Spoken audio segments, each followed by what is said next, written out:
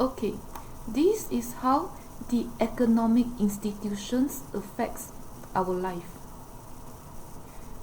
As we discussed earlier, economic systems or economic institutions are entities that are responsible for production of goods and services, creation of jobs, hiring, and so on.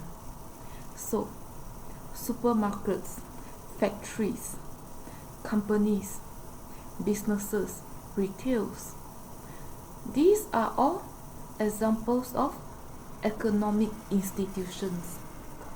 And apparently, the stores in China, they have their own way of managing their inventory so that people are not in short supply during the time of coronavirus.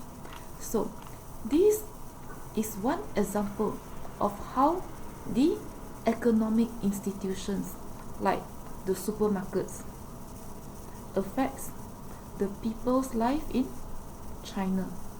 This tells us that social institutions, be it economic institutions, government, or the political institutions, healthcare system, educational institutions, they affect our daily life a great deal.